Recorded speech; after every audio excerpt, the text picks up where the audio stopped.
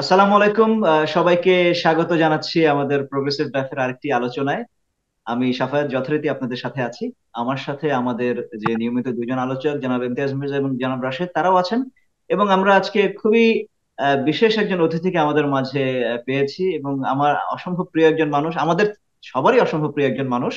বিশেষ করে আমরা যারা 90-এর প্রজন্মে, আমরা যারা বাংলাদেশে যারা বড় হয়েছি, যারা বাংলা, সেই সময়কার বাংলা ব্যান্ডের গান বা অ্যাজ এ হোল আমরা বাংলাদেশের যে মিউজিক ইন্ডাস্ট্রি সম্পর্কে আমরা সেই সময় যারা আহ, এর সাথে যারা আমরা খোঁজ খবর রাখতাম, বা যারা সেই সময়টাতে এই গানগুলো শুনে আমরা যারা বড় হয়েছি, আমার ধারণা আমাদের সবারই তিনি একজন অসম্ভব প্রিয় মানুষ, আমাদের খুবই প্রিয় আহমদ ফজল ভাই।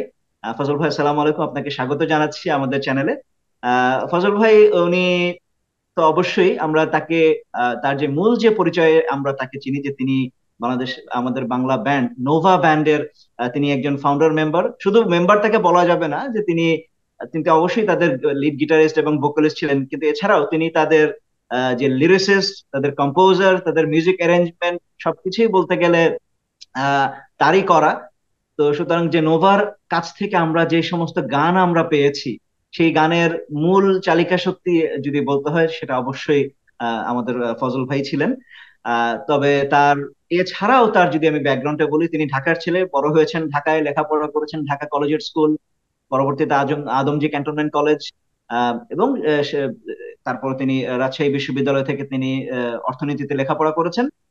এছাড়াও তিনি ব্যান্ডের, তার যে মানে তার যে মিউজিশিয়ান হিসেবে যে ক্যারিয়ার, এছাড়াও তার প্রফেশনাল ক্যারিয়ারে তিনি একটি সরকারি গোয়েন্দা সংস্থায় চাকরি করেছেন প্রায় 27 বছরেরও বেশি সময়। তো খুবই ফজল ভাই, অবশ্যই আমি বলবো যে আপনার খুবই ডাইভার্স, মানে থাকে না যে মিউজিক একদিকে, অন্যদিকে গোয়েন্দা সংস্থা, মানে এটা খুবই একটা একটা কন্ট্রাস্ট। তো আমরা খুবই আনন্দিত এবং সম্মানিত যে আপনি আপনার ব্যস্ততার ভেতরেও আপনি আমাদেরকে সময় দিচ্ছেন আজকে, আপনার তার জন্য আপনার প্রতি আমাদের কৃতজ্ঞতা। তো মির্জা ভাই, আমরা মনে হয় শুরু করতে পারি। ফজল ভাই, ওয়েলকাম টু আওয়ার চ্যানেল। আমরা খুবই আম, আনন্দিত যে এইরকম একজন গেস্ট আমাদের চ্যানেলে আসছে। আম, আমরা সবাই মোটামুটি প্রচুর মিউজিক শুনি।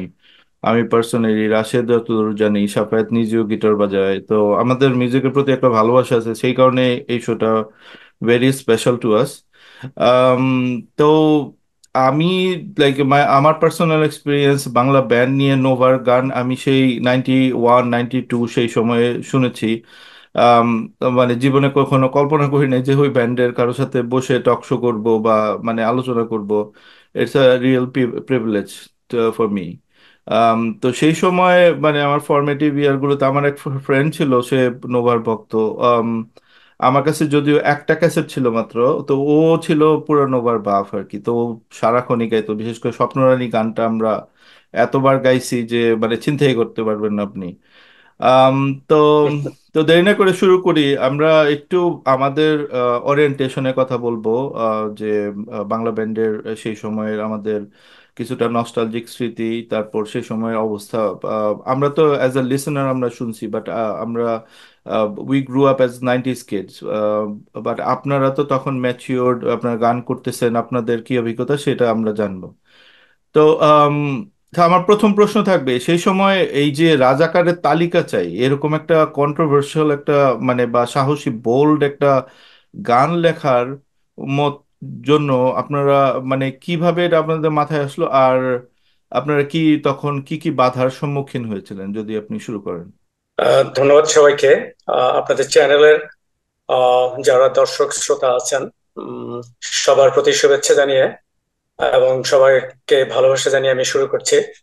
আহ, এটা আমার জন্য একটা অনেক বড় অপরচুনিটি, আপনাদের সাথে বসে আমরা একসাথে আমার আমার লাইফের এবং আমার মিউজিক ক্যারিয়ারের কিছু আহ, আহ, গুরুত্বপূর্ণ ব্যাপার শেয়ার করব, যার মাধ্যমে যারা আজকের এই অনুষ্ঠানটি দেখছেন, আজকের এই পডকাস্টটিতে যারা আছেন, তারা সবাই আম, আমার কিছু অভিজ্ঞতা হয়তো আমি ওনাদের সাথে শেয়ার করতে পারবো।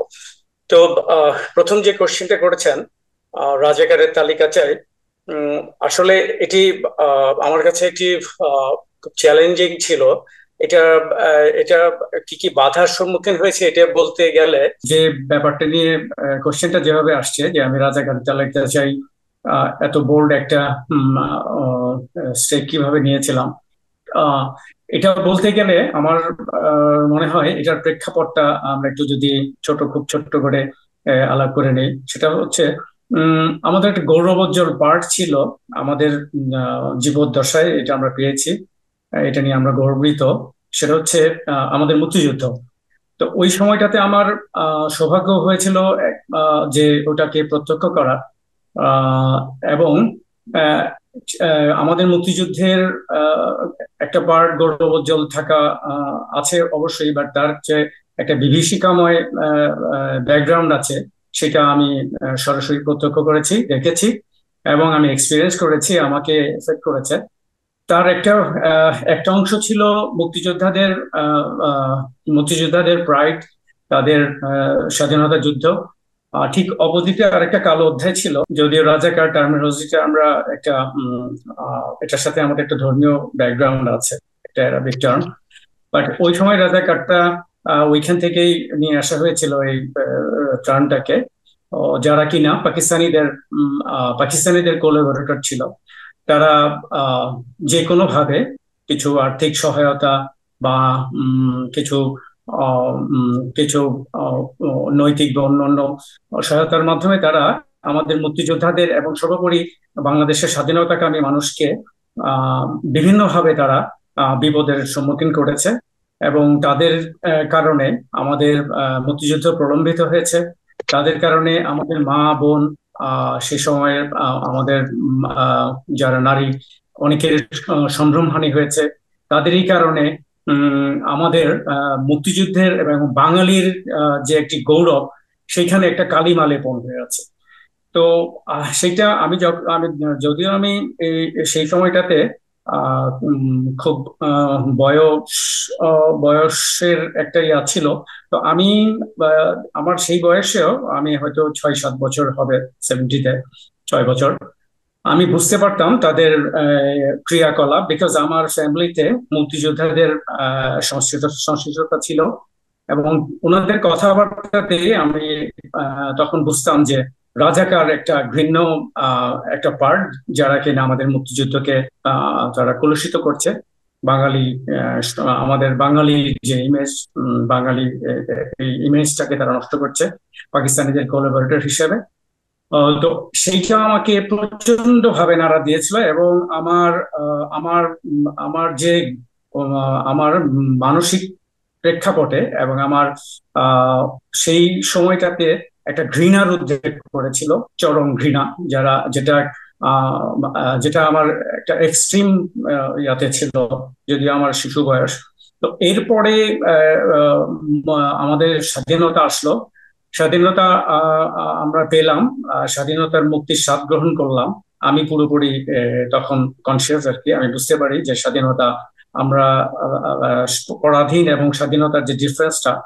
বাট ওই রাজাকারদের দ্বারা আমরা যেভাবে নিগৃহীত হয়েছি, বিশেষভাবে আমরা পারিবারিকভাবে এবং সামাজিকভাবে, আমাদের আশেপাশে মুক্তিযোদ্ধারা যারা কাজ করেছে, যারা যুদ্ধ করেছে, সেই স্মৃতিটা আমাকে আজ অব্দি তাড়া দেয়। এবং আমার যখন মিউজিকটা আমি হাতে তুললাম, তখন আমি এটা আমার একটা দায়িত্ব হিসেবে নিজের দায়িত্ব হিসেবে আমি এটাকে নিলাম যে রাজাকারদের ঘৃণ্য যে কর্মকাণ্ড, এটার বিরুদ্ধে আমাদের যে আগামী প্রজন্ম, যারা কিনা আমাদের মুক্তিযুদ্ধ প্রত্যক্ষ করা বা মুক্তিযুদ্ধের যে লাইভ এক্সপিরিয়েন্সটা যাদের হয়নি, তাদেরকে আমি এটা আমার মিউজিকের মাধ্যমে বা একটা মিউজিক প্ল্যাটফর্মে এনে এটা আমি তাদের জানাবো, সো দ্যাট এটা যাতে ইয়াং যারা আছে, ওই সময়ের ইয়াং প্রজন্ম যারা আছে, তারা যাতে এটা বুঝতে পারে রাজাকারদের যে কর্মকাণ্ডগুলা। পাশাপাশি আমি সেই গানটিতে, রাজাকার তালিকা চাই গানটিতে, আমি যে ফ্রেমওয়ার্কটা করেছিলাম সেটা হচ্ছে খুব খুব অল্প 2-3টা স্ট্রেঞ্জাতে পুরো আমাদের আমাদের স্বাধীনতার হিস্ট্রিটাকে তুলে ধরা এবং এর মাধ্যমে রাজাকারদের কে চিহ্নিত করা এবং তাদের কর্মকাণ্ডকে নতুন প্রজন্মের মধ্যে বিলিয়ে দেওয়ার একটা প্রয়াস আমি নেওয়ার চেষ্টা করলাম। তো আমি তখন খুবই বলতে গেলে young, university fresh graduate, music শুরু করেছি। মিউজিক ব্যান্ড মিউজিকের যে ইন্ডাস্ট্রি বা মিউজিক যে এরিনা আছে বাংলাদেশে তখন, আমার ফুটহোল্ড খুব যে স্ট্রং ছিল বলা যাবে না। আমি একা একাই ওই মুক্তিযোদ্ধাদের মতোই ব্যান্ডটাকে গড়লাম। গড়ে ফার্স্ট অ্যালবাম ড্রাগের এগেনস্টে, আপনারা অনেকে হয়তো জানবেন, আহ্বান বের করলাম। সেটা ছিল আমি আমার একটা ট্রায়াল এরর বেসিসে। তো ওটা করে আমি সেকেন্ড যে আমার টার্গেট ছিল রাজাকারের তালিকাচায়, ওই অ্যালবামটাতে হাত দিলাম। তো সে সময় আহ, এটা আমাদের মিউজিক ইন্ডাস্ট্রিটা, ব্যান্ড মিউজিকটা স্পেশালি বলতে গেলে, আমাদের সারগাম যে প্রোডাকশন ছিল, বিজয়নগরে তাদের স্টুডিও ছিল সারগাম। তো এই সারগাম সেন্ট্রিক ছিল। সারগামেই সব আমার ব্যান্ড আর্টিস্ট যারা ছিল সবাই ওখানে আসা যাওয়া এবং রেকর্ডিং, কমপ্লিট একটা মিউজিক রেকর্ডিং প্রোডাকশন প্রসেসটা সারগামকে সেন্টার করেই চলতো। সেখানে সাংবাদিকরাও আসতো। তো আমরা যখন এই কাজটি করছিলাম বা করার আগে থেকেই কিছু কিছু পত্রিকাতে, এটা মিউজিক পত্রিকা বা ম্যাগাজিন গুলোতে এটা নিউজ আকারে আসে এবং সেটা ছড়িয়ে যায়। সেই সময় অনেকেই ব্যান্ডের খোঁজ খবর রাখতো যে কোন ব্যান্ডের কি অ্যালবাম আসছে। তো ওইখানে আমার কিছু বিপত্তি ঘটে, বিকজ সেই সময় প্রেক্ষাপটটা ছিল অ্যান্টি লিবারেশন একটা সময় ছিল। আমাদের একজন চরম স্বৈরাচার হোসেন মোহাম্মদ এরশাদ, আমরা যার বিরুদ্ধে প্রত্যক্ষভাবে স্বৈরাচার বিরোধী আন্দোলনে নেমেছিলাম। তো ওই সময়টাতে আমাদের জন্য এমন একটা কাজ করা খুব ডিফিকাল্ট ছিল, এটা ফেভারেবল ছিল না মোটেও। তো রাজাকারদের আমরা যাকে বলি জামাত এবং শিবির, এই গ্রুপটা খুব স্ট্রং ছিল। তো তারা বিভিন্নভাবে আমাদেরকে থ্রেট করতো যাতে আমরা এটা থেকে বিরত থাকি। এমনকি ওই সময় আপনারা অনেকে হয়তো জেনে থাকবেন, স্টুডেন্ট যারা পলিটিক্সে ছিল অনেকের হাতের পায়ে রড কেটে দেওয়া বা এই জাতীয় খুব ভিন্ডেক্টিভ কর্মকাণ্ডের সাথে তারা জড়িত ছিল। তো এইরকম থ্রেটও আসছে, জীবনের উপরে বিভিন্ন ধরনের হুমকি এসেছে। তো তারপরেও আমি যেহেতু ডিটারমিন ছিলাম যে আমি এটা করব, এবং আমার মিউজিক কেরিয়ার এবং যাদের কাছ থেকে আমি ইনফ্লুয়েন্স হয়েছিলাম, তো তাদের ঠিক সেই মাইন্ডসেটটা নিয়ে আমি এগিয়েছিলাম এবং আমি সাকসেসফুলি করেছি। তো এর জন্য আমি খুব নিজেকে আহামরি এমন এই ধরনের কোনো স্যাটিসফ্যাকশন আমার থাকবে বা আছে এটা আমি মনে করি না। বাট আমি আমার একটা দায়িত্ব পালন করতে পেরেছি, এর জন্য আমাকে অনেকেই হেল্প করেছিল সেই সময়টিতে। তার মধ্যে স্যার গ্রামের যিনি কর্ণধার ছিলেন, আমি ওনার কথা বলি, বা বাদল, সেই বাদল সাহেব আমাদেরকে সাহস শক্তি জুগিয়েছিলেন। আর তারপরে আমাদের রিলেটিভস যারা আমার কাজিন ছিলেন, যেমন আমি সেখানে 26টা ছোট কিডস নিয়ে গেছিলাম, যাদের বয়স ছিল প্রায় 17 এরকম হবে, 15-16 বছর, যারা ক্লাস 8-9-এ পড়তো, ছোট ছোট কিডস। তারা আমাকে সহায়তা করেছে। মাকসুদ ভাইয়ের কথা মনে পড়ছে, উনি আমাকে সাহস জুগিয়েছেন, ফিডব্যাকের মাকসুদ ভাই, যার কথা না বললেই নয়। এছাড়াও সেই সময়ের বেশ কিছু সাংবাদিক সিনিয়র ভাই ছিলেন, এর মধ্যে নুরুল কবির ভাইকে মনে পড়ে, উনি বিশেষভাবে হেল্প করেছেন আমাদেরকে বিভিন্নভাবে। আর আমার ব্যান্ড মেম্বার যারা ছিলেন, বিশেষ করে আমি ভালোর কথা বলবো, ভালো আমাদের ম্যানেজার ছিলেন জাফর। এরা আমার সাথে থেকে আমাকে শক্তি আর সাহস জুগিয়েছিল সবসময়। এরপরে আমার যারা শ্রোতা ছিল, নোভার যারা লিসনার্স, তারা তো সবসময় আমাদের সাথে ছিল, তাদের প্রতি আমি কৃতজ্ঞ থাকবো। তো এভাবে আসলে আমি এই কাজটা করতে পেরেছিলাম। বাট আমার টার্গেটটা ছিল পরবর্তী প্রজন্মকে মুক্তিযুদ্ধটা এবং মুক্তিযুদ্ধের যে ঘৃণ্য একটা পার্ট আছে সেটা কনভে করা তাদের মাঝে। ওকে, ফজল ভাই, থ্যাংক ইউ এলাবোরেটিভ অ্যান্সারের জন্য। আমরা একটু চেঞ্জ করবো, আবার এই টপিকে হয়তো আসবো একবার।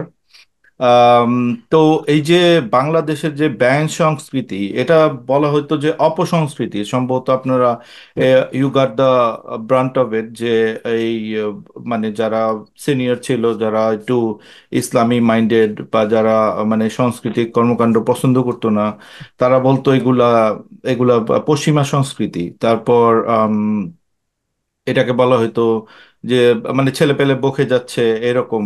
তবে আমরাও মানে আমরা যে একদম ডিরেক্টলি শুনছি এরকম না, বাট একটা যেমন এই ধরনের গান টান পছন্দ করতো না যারা একটু সিনিয়র ছিল, তারা সিনেমার গান টান শুনতো।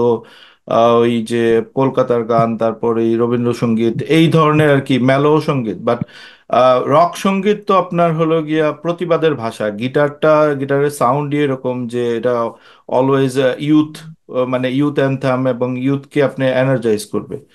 তো এই যে 90-এর দশকের যে একটা সুন্দর একটা সময়, এবং মজার ব্যাপার কি দেখেন এখন আজকে আজকে 30 বছর পরে আমরা এসে সেই ব্যান্ড সঙ্গীত এখন আমাদের মানে ন্যাশনাল প্রাইড, আমরা ওই সময়টাকে মিস করি।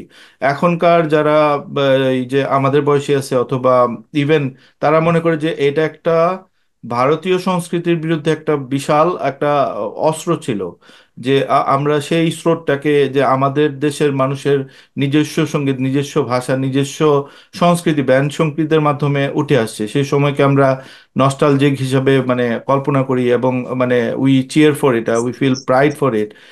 তো এটা তো মানে 30 বছরে এই জিনিসটা চেঞ্জ হয়েছে। তো এই যে ব্যান্ড সঙ্গীতের যে মানে জমজমার সময় ছিল, তো আমার দুইটা কোয়েশ্চেন থাকবে যে সেই সময়টা যে আপনি তো একদম ফোর ফ্রন্টে, আপনি এটা লিভ করছেন, ইউ লিভ দ্য গ্লোরি, আপনি মানে জনপ্রিয়তা পাইছেন, আপনি ইউ ফাইট, আপনার যেসব স্ট্রাগল ছিল সেগুলোও করছেন, আবার এটার যত ফ্রুট সেটাও আপনি সবচেয়ে বেশি পেয়েছেন। আম, তো সেই সময়ের আপনার এক্সপিরিয়েন্সটা, এটা আমার ফার্স্ট কোয়েশ্চেন। সেকেন্ড কোয়েশ্চেন হলো যে when did you see the decline of it, মানে এটা এটা এটা মানে ব্যান্ড সঙ্গীত তো আগের মতো সেই সময়টা নাই এখন, এটা ডিক্লাইনটা কিভাবে হলো, এটা হবে আমার সেকেন্ড কোয়েশ্চেন। খুব সুন্দর প্রশ্ন। আহ, আমরা তো ব্যান্ড মিউজিকের প্রাইড বা ব্যান্ড মিউজিকের গোল্ডেন এরা যেটাকে বলি, 90s এর, যেটাকে নিয়ে আমরা বরাবর আহ, খুব গর্ববোধ করি অ্যাজ এ বাংলাদেশি। এবং আহ, সেই সময়টাতে আমার সৌভাগ্য ছিল যে আমি কতটা কন্ট্রিবিউট করতে পেরেছি আমি ঠিক জানি না, তবে আমি চেষ্টা করেছি আমার মতো।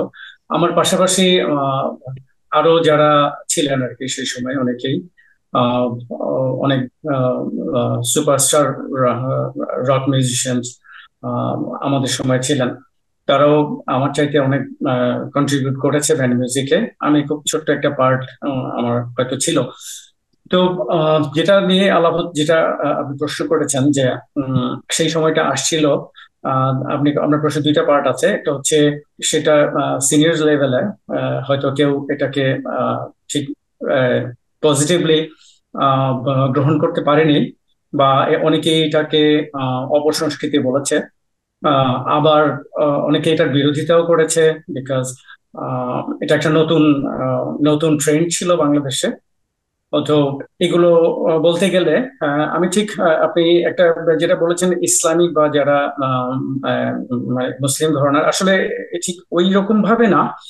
আহ, একটা সময়ে মিউজিক বা কালচার, যেটাই আপনি কালচার বা এটার মিউজিক বা কালচার একটা পার্ট, নতুন যে কোনো নতুন যে কোনো একটা মিডিয়া বা নতুন যে কোনো একটা আমি যদি ফ্লো বলি আসে, সেটা ওই সময়কার যারা ইয়াং আছে তারা ওটাকে গ্ল্যাডলি একসেপ্ট করে।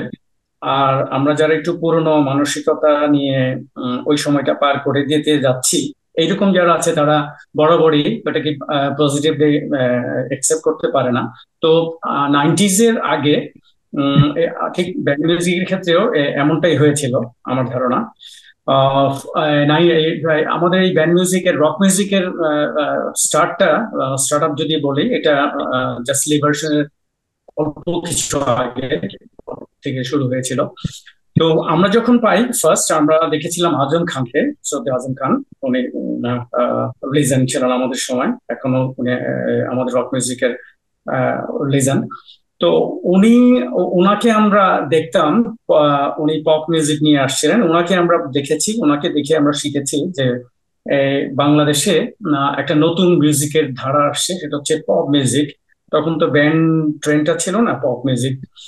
তো উনি যেখানেই যেতেন ওনার গান আমরা আমরা মোস্টলি টিভিতে দেখেছি। তো এইটাতে দেখতাম এক শ্রেণীর শ্রোতা যারা একটু এইজেড ছিলেন তারা এটাকে পজিটিভলি নিতে পারেননি। এটাকে অপসংস্কৃতি বলেছেন অনেকেই। অনেকেই হয়তো অন্য মিউজিকের অন্য ধারার মিউজিশিয়ান ছিলেন, কেউ হয়তো রবীন্দ্রসঙ্গীত, কেউ হয়তো অন্য ইয়াতে। তো তাদের সাথে একটা কনফ্লিক্ট বা কন্ট্রাডিক্ট করতো মিউজিকের মিউজিকের ব্যান্ড মিউজিকের ধারাটার সাথে।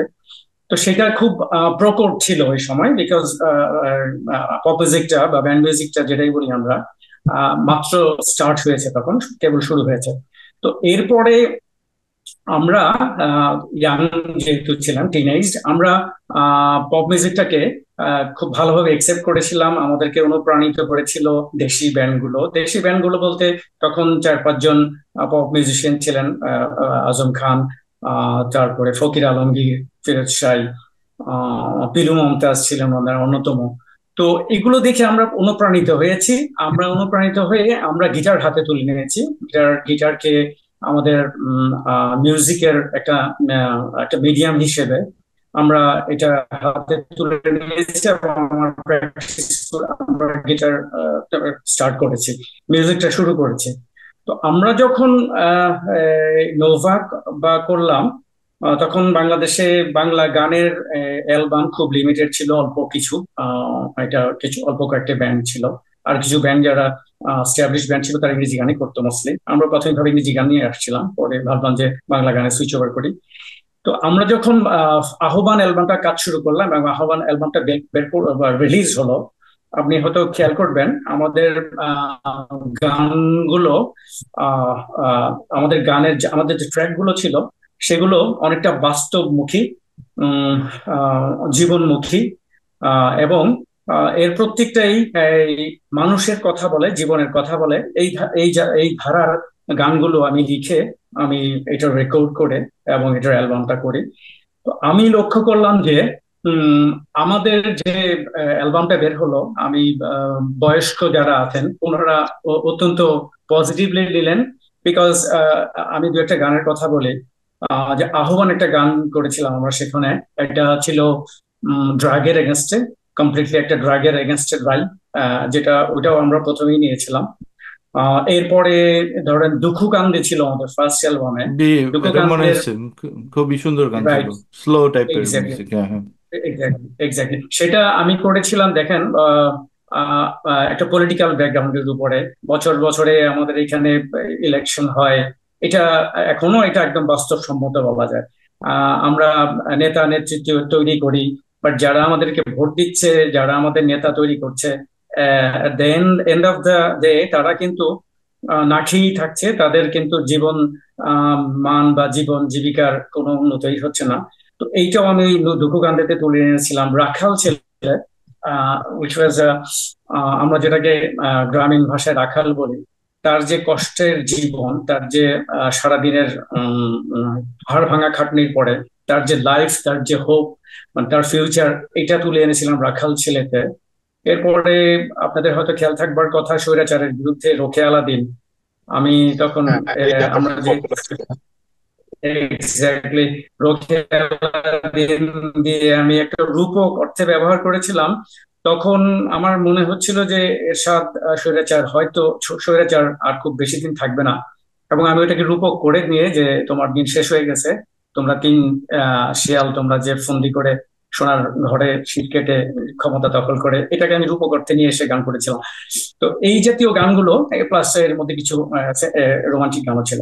তো এগুলো সিনিয়র যারা ছিলেন ওই সময় তারা খুব পজিটিভলি নিয়েছিলেন। আমার ধারণা, আমি যেখানে গিয়েছি আমাদের ব্যান্ড নিয়ে পারফর্ম করতে বা কোনো ডিসকাশনে, কোনো সোশ্যাল ডিসকাশনে, আমি দেখেছি যে আমাদেরকে ওনারা খুব পজিটিভলি একসেপ্ট করেছেন। এবং এরপরে অনেক ব্যান্ডই আসছে এরকম, এর আগে এসছে অনেকে, মাসুদ ভাই অনেক কাজ করেছেন। তো এটা আসলে বিবর্তনের মাধ্যমে একটা টাইমের পরে ব্যান্ড মিউজিকটা আমাদের এখানে বলতে পারেন সর্বজন গ্রহণযোগ্যতা পেয়েছে। এখন অনেক বয়স্ক আমরা যারা আছি আমরাও ব্যান্ড মিউজিক শুনি। তো আরেকটা পার্ট যেটা হলো যে আমাদের মিউজিকের প্রেক্ষাপটটা ডেফিনেটলি তখন আমাদের পার্শ্ববর্তী দেশে যে বাংলা গান বলেন, স্পেশালি বাংলা সিনেমার গান যেগুলা ভারতীয় গান হতো, এটা ব্যাপক প্রচলন ছিল ওই সময়টাতে, আমরা যেটা শুনেছি আর কি গান করার আগে। বাংলা গান আমাদের আশেপাশে বাসায় জানলা দিয়ে লাউড স্পিকারে, বিরাট বিরাট স্পিকারে ডেকে এগুলা বাজানো হতো একেবারে সকাল থেকে। তো তখন থেকে একটা জেদ ছিল মনে যে কিভাবে এই গানগুলোকে মানে আমাদের আমাদের সময়ে বা আমাদের লিসনারদের স্মৃতির পর থেকে মুছে ফেলা যায়। এটা একটা চ্যালেঞ্জ ছিল আমার জন্য। তো আমি সবসময় স্বপ্ন দেখতাম যে আমাদের গান, আমরা যারা গান করব, ব্যান্ড নিয়ে যারা গান করছি, ব্যান্ড নিয়ে কাজ করছি, আমাদের গানগুলোই শুনবে, এই গানগুলো আমাদের দেশ থেকে eliminate হয়ে ফাজল যাবে। ভাই একটু ক্লিয়ার এবং করবেন কোন গান আমার আপনারা মনে হয় পছন্দ আপনারা করতেন না, যখন যারা বাংলা গান? লিসেনার ছিলেন। এটা এটা কোন টাইপের গান আপনারা পছন্দ করতেন না, মুছে ফেলতে চাইছেন? আচ্ছা, আমি বলছিলাম, আচ্ছা আমি আবার বলি কথাটা। আমাদের হ্যাঁ, সেই সময়ে হ্যাঁ। আমরা যারা, হ্যাঁ আমরা যা ব্যান্ড শুরু করার আগে ওই সময়টাতে বাংলাদেশে ভারতীয় যে বাংলা গানগুলো ছিল, ও কলকাতার বিভিন্ন আচ্ছা আচ্ছা, ফিল্মের হ্যাঁ গান, হ্যাঁ, অবশ্যই অবশ্যই, রাইট, হ্যাঁ হ্যাঁ হ্যাঁ রাইট, এই গানগুলোর প্রচলন ছিল ব্যাপক। হ্যাঁ হ্যাঁ হ্যাঁ এবং হ্যাঁ হ্যাঁ। এটা আহ, প্রচন্ড প্রচন্ড জনপ্রিয় ছিল। তো এটা এতটাই জনপ্রিয় ছিল যে আমাদের আশেপাশের মানে আমাদের আহ, প্রায় 2-3 বাড়ি পর পরই এটা বাজতো, বিশেষ করে বন্ধের দিনগুলোতে অথবা অন্য কোনো অকেশনে খুব লাউডলি বাজানো হতো। তো এইগুলো আমাকে খুব রিয়াক্ট করতো আর কি। যেহেতু আমি আমার আমার একটা আমি আমার নিজের কথা বলতে পারি যে আমার একটা ইয়া ছিল যে এই গানগুলো আমরা আমাদের লিসনার্স যারা আছে বাংলাদেশে, যারা গান শুনে আর কি, বাংলাদেশে যারা টাকা দিয়ে গান শুনে, তারা আমাদের দেশের গান শুনবে, আমাদের গান শুনবে, আমরা কিভাবে এই গানগুলোকে আমাদের দেশ থেকে এলিমিনেট করতে পারি। তো এইরকম একটা এরকম একটা ইচ্ছা এবং এরকম একটা দৃঢ়তা থেকেই আমি আসলে আমাদের গানগুলোকে তৈরি করেছিলাম, যাতে লিসনার্সরা আহ বাংলা গান শুনলে আমাদের গানে শুনে, অন্য কোনো গান যাতে আহ, এই ধরনের গান যাতে বাংলাদেশ থেকে আহ আমরা বিতাড়িত করতে পারি। তো আহ যেখানে আসছিলাম আর কি, আমার ধারণা, আমরা যখন 90s-এ আমরা যেটা করছিলাম, 90s-এ আমরা যখন সবগুলো ব্যান্ড কাম আপ করলাম, যেটাকে গোল্ডেন ব্যান্ডের স্বর্ণযুগ বলি আমরা, সেই সময়টাতে কিন্তু এই জাতীয় গান, আপনার বাংলা গান ছাড়া ভারতীয় যে বাংলা গান বা হিন্দি গান, এটার জনপ্রিয়তা বলতে গেলে একেবারে তলানিতে চলে গিয়েছিল। গুটি কয়েক মানুষ যারা, গুটি কয়েক লিসনার যারা আছেন, ওদের মধ্যেই সীমাবদ্ধ ছিল। আর ব্যান্ডটা তখন বেশ টেক অফ করছে বলা যায়, একটা ভালো অবস্থানে চলে গেছে তখন।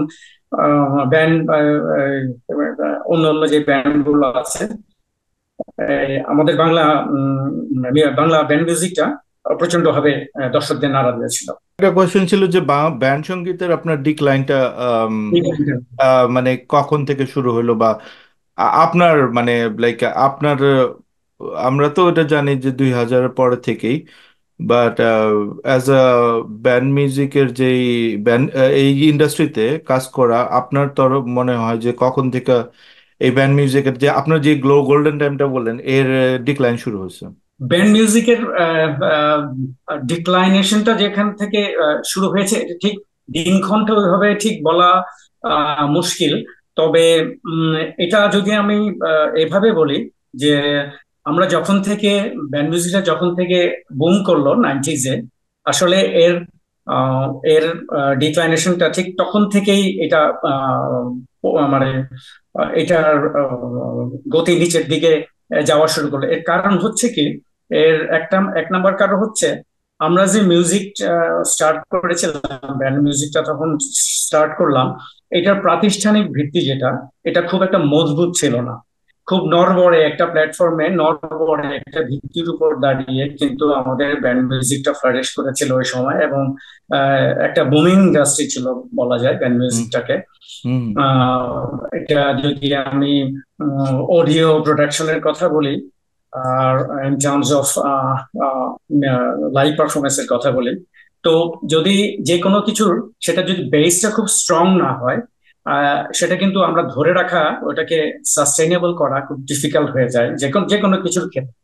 আর মিউজিক যেহেতু এটা ক্রিয়েটিভ আর্ট, এবং আমার ধারণা আমরা যদি আর একটু শক্ত বেজের উপর দাঁড়িয়ে ব্যান্ড মিউজিকটাকে প্রতিষ্ঠিত করতে পারতাম, তাহলে হয়তো এটা আরো দীর্ঘায়িত হতো ডেফিনেটলি। তো বেসটা কি আমরা যখন বলতেছেন, মানে এই শুরু বেসটা করেছিলাম, কি, বেস জিনিসটা কি, মানে বেস বলতে কি বুঝাচ্ছেন আপনি? আচ্ছা ফেজ বলতে আমি অনেকগুলো অনেকগুলো ব্যাপার এখানে বলি। সেটা হচ্ছে আমাদের যে প্রোডাকশন ব্যান্ড মিউজিক, যে প্রোডাকশন প্রডিউসার যারা ছিল, প্রোডাকশন ছিল, এখানে তাদের মধ্যে একটা ব্যবসায়িক মনোবৃত্তি, যেটা আমি বলবো, এটা প্রচন্ড রকমের একটা ব্যবসায়িক মনোবৃত্তি ছিল। আমাদের ব্যান্ডগুলো প্রাতিষ্ঠানিক কোনো শিক্ষা আমাদের মধ্যে ছিল না। তারপরে আহ, আহ, এই আমাদের যে প্রোডাকশন সিস্টেম যেটাকে আমরা বলি, যেমন আমি যদি বলি, আমাদের মনিটরি সিস্টেম যেটা ছিল, আমরা যেটা রয়্যালটি বলি, অন্যান্যদের তখন পৃথিবীর সব দেশেই রয়্যালটি সিস্টেম ছিল। ব্যান্ড প্রডিউসার যিনি গান করছেন, যিনি গানটা ক্রিয়েট করলেন, তিনি রয়্যালটি বেসিসে আজীবন একটা সম্মানী বা একটা মুনাফা তার কাছ থেকে পাবেন। বাট আমাদের এই ধরনের কোনো সিস্টেম বা এই ধরনের কোনো প্রচলন আমাদের না থাকাতে আলটিমেটলি দিন শেষে আমাদের শিল্পীরা প্রচন্ড ভাবে ক্ষতিগ্রস্ত হয়েছে, আর্থিকভাবে ক্ষতিগ্রস্ত হয়েছে, তাদের কাজের কোয়ালিটির দিক থেকে ক্ষতিগ্রস্ত হয়েছে।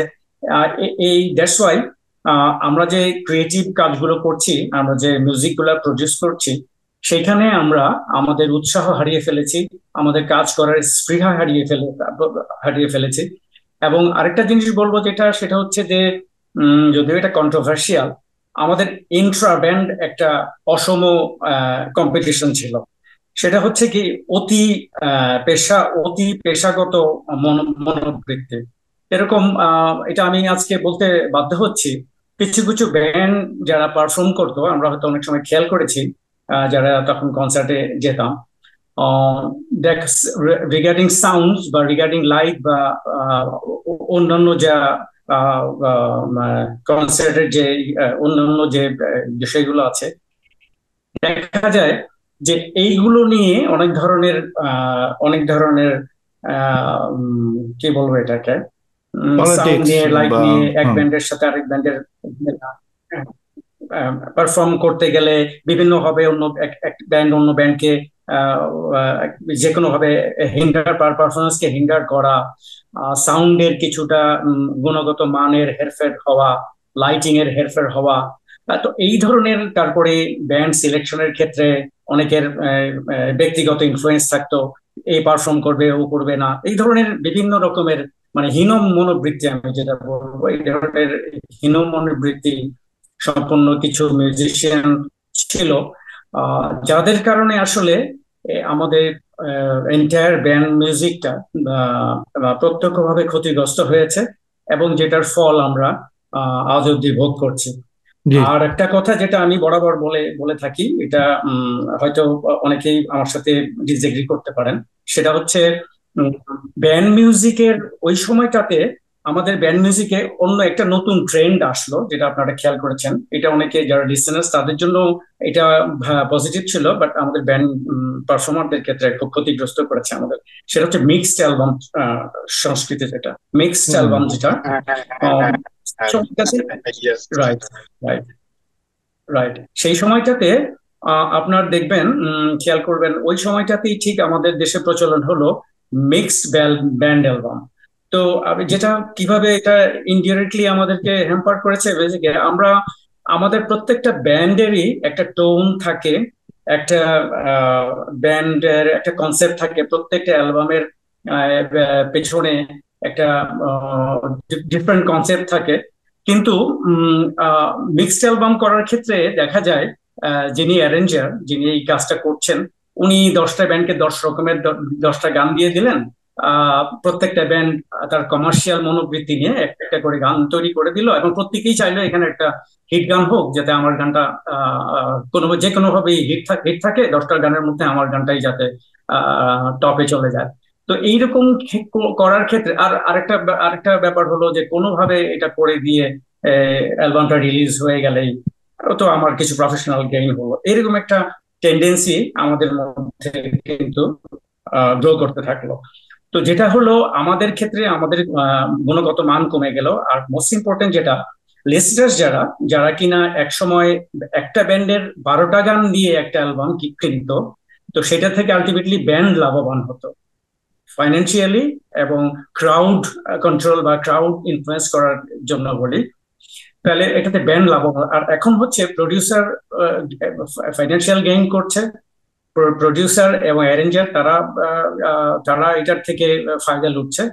আর দ্য আদার হ্যান্ড এই ব্যান্ডের যে ফ্লোটা, ব্যান্ড মিউজিকের যে একটা ভাইব ছিল, সেটা কিন্তু গ্রাজুয়ালি এটা একেবারে নিচের দিকে নামতে থাকলো। কারণ ওই মিক্স অ্যালবাম, তখন সবাই ভাবতো যে কখন আর একটা মিক্স, অমুক ভাইয়ের কি একটা মিক্স অ্যালবাম বের হবে, ব্যাস এই 10টা গান কিনে একটা 10টা ব্যান্ডের গান একসাথে খুব ইজিলি হাতের মুঠোয় চলে আসতো।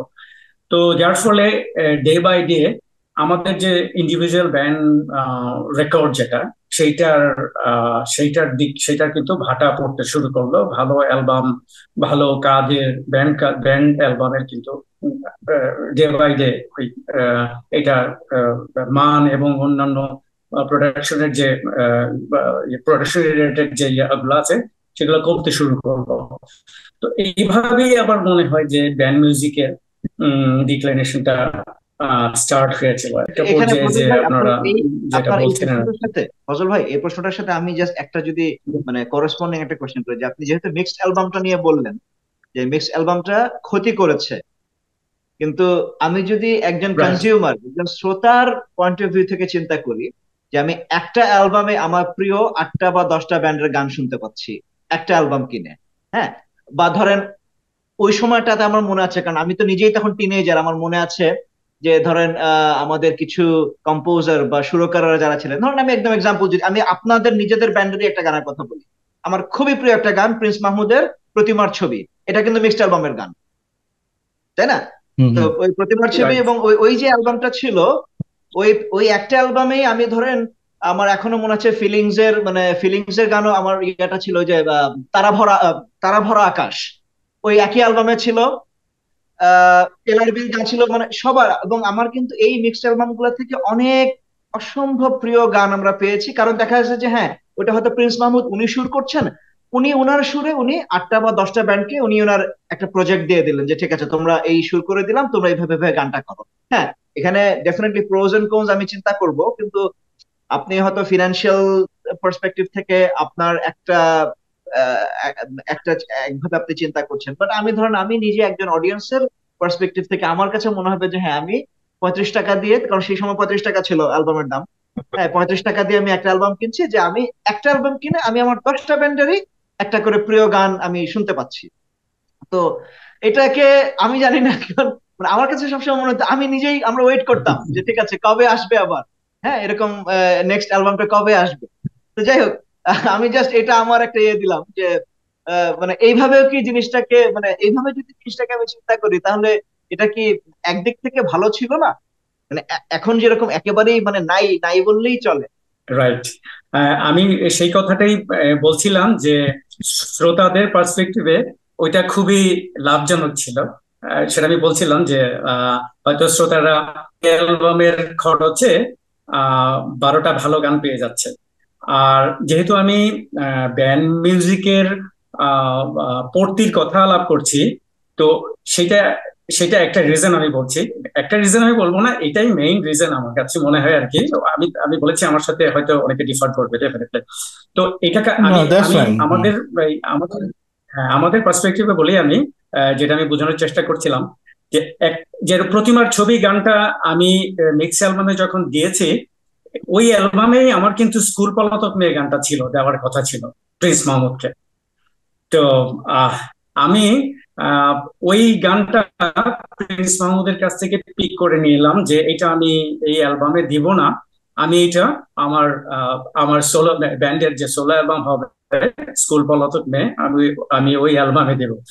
তো এখন দেখেন, আমি যদি এই গানটা মিক্স অ্যালবামে এটা ইনক্লুড করতাম বা তখন এটা দিয়ে দিতাম, তাহলে আমার কিন্তু নোভার স্কুল পলাতক মেয়ে নামে যে একটা অ্যালবাম হয়েছে এটা অনেকেই জানতোই না। Am I right? হুম হুম হ্যাঁ হ্যাঁ না হ্যাঁ। ঠিক আছে, তো আপনি আপনার এরকম পার্সপেক্টিভ, এটা আমাদের জানাই ছিল না, যেমন সাফায়েত বললো না যে এটা কমপ্লিটলি নিউ থিং। আমি ব্যান্ড মিউজিক নিয়ে অনেক শুনি, অনেক হ্যাঁ, জানাশোনা আছে আমার, but this is the first time I am hearing that mix album ক্ষতি করছে, কারণ মিক্স অ্যালবাম আমরা সবাই কিনতাম তখন। আমাদের তো ওই রাইট। পার্সপেক্টিভটা নাই, কারণ নাই, আমরা হ্যাঁ, দেখছি এটা এই কমপ্লিটলি perspective। নিউ আমি তো পার্সপেক্টিভ ভিতর পাইতেছি থেকে আপনার একটা কাছ থেকে। নতুন পার্সপেক্টিভ দেখলাম আমাদেরকে। আমরা এটা দেখি না, আমরা really right, understand now that হ্যাঁ, দিস হ্যাঁ, is a really really bad right, thing from bands point. G, G, G. Exactly. আচ্ছা, তো রাশেদ ভাই, এখন আপনি দেখেন, একটা প্রশ্ন করতে চাচ্ছিলেন অনেকক্ষণ ধরে। রাশেদ ভাই। ভাইয়া আমরা একটু টোন একটু অন্যভাবে চেঞ্জ করব, একটু অন্য ধরনের কিছু কোশ্চেন করব। এটা কোশ্চেন করার আগে বলে নিই, ফজল ভাই কিন্তু আমার স্কুলে, ঢাকা কলেজের স্কুলে, তো আমাদের স্কুল হলো ঢাকা সদর কাটমোড়ে। তা আমরা রাইট, টিফিনের টাকা জমায় 32 টাকা দিয়ে, 32 টাকা হলে আমরা পাটুয়াটুলি চলে যেতাম। এবং রাইট, মজার জিনিস হলো যে তিনজনে মিলে যদি 96 টাকা হয় তাহলে 3টা অ্যালবাম কিনা যাবে। ঠিক আছে, এখন মজার জিনিস হলো আমার মনে আছে একবার 3টা অ্যালবাম কিনতে গেছি। এখন আপনার অ্যালবাম কিনা নিয়ে আমার সবচেয়ে কাছের দুই বন্ধুর সাথে ঝগড়া হয়েছে, কারণ যে যে অ্যালবামটা কিনবে সে সেটা আগে শুনতে পারবে, রাইট? তারপর না এক্সচেঞ্জ হবে। এটা বললাম আর কি, মনে পড়লো হঠাৎ করে। ভাইয়া আপনার একটা প্রশ্ন করবো যেটা দুইটা পার্ট। আমরা আপনার মিউজিকের মধ্যে পিঙ্ক ফ্লয়েডের একটা প্রভাব দেখতে পাই, এইটা আমাদের জন্য খুবই ভালো জিনিস। আমরা আহ এখনকার মিউজিকের দিকে তাকালে দেখি যে মানুষের মিউজিকের মধ্যে আনু মালিকের প্রভাব। You know who is, what kind of music he makes. Back in the days আপনার মিউজিকে পিঙ্ক ফ্লয়েডের প্রভাব ছিল। There is a huge difference with this. তো এইটা নিয়ে একটু বলবেন যে আপনার এইটা কেন আপনাকে পিঙ্ক ফ্লয়েড এত করছে, প্রভাবিত করছে, এবং এই অন্যান্য ব্যান্ডের মধ্যে এগুলো আমরা টুকটাক দেখতে পাইছি। আর আরেকটা এই সেম জিনিস নিয়ে আমার একটা ব্যক্তিগত প্রশ্ন, অবজারভেশনও আছে আপনাকে নিয়ে, যে আমরা সবাই রজার ওয়াটার্স কে চিনি, পিঙ্ক ফ্লয়েডের। রজার ওয়াটার্স হলো গিয়ে মানে মিউজিকের রয়্যালটি আজকের দুনিয়ায়, কিং যদি বলে, কিং রাইট, থাকলে রজার ওয়াটার। এবং রজার ওয়াটার গত 50 ইয়ার্স ধরে পৃথিবীর সমস্ত জায়গায় যেখানে মানুষজন একটু হলেও নিষ্পেষিত হচ্ছে, রজার ওয়াটার্স ভয় পায় না যে তাকে, তার অ্যালবাম চলবে না, তাকে অমুক লবি থামাই দিবে, হলিউডে তার ক্ষতি হবে। ওর কথা বলে যেতেছে, সারা পৃথিবীর মিডিয়া যেখানে চুপ নিয়ে কি বলে প্যালেস্টাইন নিয়ে, ও কিন্তু প্যালেস্টাইন নিয়ে প্রত্যেকটা দিন গলা ফাটায় চিৎকার করে যাবে। এবং ওর সাহস করে আইডিয়া বলতে পারে, যেমন ও বলে যে 2 state solution is not a solution, we need a 1 state যেখানে সবাই একসাথে থাকবে না। আমরা আপনার রাইট। মধ্যেও যে এই জিনিসটা দেখছি যে আপনার মিউজিকের মধ্যে একেবারে প্রথম থেকে সব সময় আপনি একেবারে মানুষের কষ্টগুলি নিয়ে কথা বলছেন। আপনি বাংলাদেশে কল্পনা করা যায় না, আপনি বোস্নিয়া নিয়েও you made a beautiful music. এই দুইটা নিয়ে যদি একটু বলতেন যে এই আপনার মিউজিকে পিঙ্ক ফ্লয়েডের একটা প্রভাব, প্লাস এই যে আপনার যে একটা মিউজিকের থ্রুতে একটা অ্যাক্টিভিশন, যে আর এই প্রশ্নের শেষ অংশটা হলো যে এই সেম জিনিসটা অ্যাবসোলুটলি বাংলাদেশের টোটাল এন্টারটেনমেন্ট ইন্ডাস্ট্রি থেকে পুরোপুরি মুছে গেছে। যে যে কোনো ইস্যুই হোক, not it doesn't have to be a Bangladeshi issue, it has to be a international issue to. So এই তিনটা জিনিস যদি একটু বিলায় বলুন। Thank you. যেটা আপনি বলছিলেন, প্রথম কোশ্চেন যেটা ছিল যে আমার মিউজিকের সাথে পিঙ্ক ফ্লয়েডের পিঙ্ক ফ্লয়েডের প্রভাব, আমার মিউজিকের উপরে পিঙ্ক ফ্লয়েডের প্রভাব, এই আপনি যেটা ইলাবোরেট ডিসকাস করলেন রজার ওয়াটারের কথা, আমি সেখান থেকেই আসি। আসলে জীবনের ব্যক্তিগত জীবন বলি, এটা অবশ্য অতি মাত্রায় খুব বেশি হয়ে যাবে। আমার ব্যক্তিগত জীবনের সাথেও রজার ওয়াটারের ব্যক্তিগত জীবনের কিছুটা মিল আমি খুঁজে পাই। আহ, খুব আর্লি স্টেজে, খুব ছোট বয়সে রজার ওয়াটার তার পিতাকে হারিয়েছিল। আমারও ঠিক এরকমই একটা আমার জীবদ্দশায় আমারও একই রকমের সময় পার করতে হয়েছে। তার শৈশবকাল, পিতাকে হারিয়ে তার শৈশবকাল, তার যে প্রতিবাদী একটা এনভায়রনমেন্ট থেকে সে উঠে আসছে একটা রকস্টার হওয়া, তার ইয়াতে যেটা আমরা ওয়ালে প্রত্যেকটা লাইনের মধ্যে পেয়েছি। তো এই একইভাবে আমারও বেড়ে ওঠা, আমারও রকস্টার হওয়ার স্বপ্ন ঠিক রজার ওয়াটারের মতোই আর্লি স্টেজ থেকে, আমার পিতা হারানোর পর থেকেই আমার জীবনটাও ঠিক একই রকম স্ট্রাগলের মধ্যে দিয়ে আসছে। তো দ্যাটস ওয়াই আমি ফিল করতে পারতাম যে যে ইস্যুগুলো নিয়ে আমি পরবর্তীতে কথা বলার চেষ্টা করেছি, গান করার চেষ্টা করেছি, মানুষের অধিকার, মানুষের দুঃখ, মানুষের বেদনা, সামাজিক বৈষম্য, এগুলো প্রত্যেকটা ইস্যুই কিন্তু আমি নিজে আমি প্রত্যক্ষভাবে আমি সাফার করেছি। যেটা আপনি বলছিলেন যে আপনি পুরান ঢাকার, আমিও পুরানো ঢাকার। পুরানো ঢাকার আমার স্কুল, আমার শৈশব কৈশোর বেড়ে ওঠা পুরানো ঢাকায়। তো আম, আমার বাবা হারানোর পর থেকে যে সামাজিক বঞ্চনা, সামাজিক যে নিষ্পেষণ যেটাকে বলে, তো এগুলো আমাকেও খুব পীড়া দিয়েছে। সেখান থেকেই আমার কৈশোর এবং শৈশবের একটা স্বপ্ন ছিল যে আহ, আমি গান করে এই প্রতিবাদ গুলো করব। তো একটা স্টেজে এসে আমি মিল খুঁজে পেয়েছি। আমার আমার আমার বলবো না, আমি রজত ওয়াটারের সাথে আমার আহ, আহ, গানের মাধ্যমে সাক্ষাৎ হয় বলতে গেলে। তখন তো ক্যাসেট ছিল। দ্য ওয়াল অ্যালবামটা যখন আমি প্রথম শুনি, দ্যাট ওয়াজ, আমি তখন এসএসসি স্টুডেন্ট, 9 বা এসএসসি দিব এরকম। তো ওই সময় যখন আমি ওয়ালটা শুনি, এর প্রত্যেকটা স্ট্রোক, প্রত্যেকটা মিউজিক্যাল অ্যারেঞ্জমেন্ট, তার লিরিক, তার প্রত্যেকটা লাইন, বেস লাইন আমাকে প্রভাবিত করেছে। ইভেন বেজের যে প্রতিটা নোট আমাকে আমাকে প্রতিবাদী করেছে আর কি। আমি এটা নির্দ্বিধায় বলতে পারি। তো এখান থেকেই মূলত আমার হাতের খড়ি, যদি বলতে হয়, পিঙ্ক ফ্লয়েডের যে ওয়াল অ্যালবামটা, এটা আমার একটা পাঠশালার মতো আমার কাছে।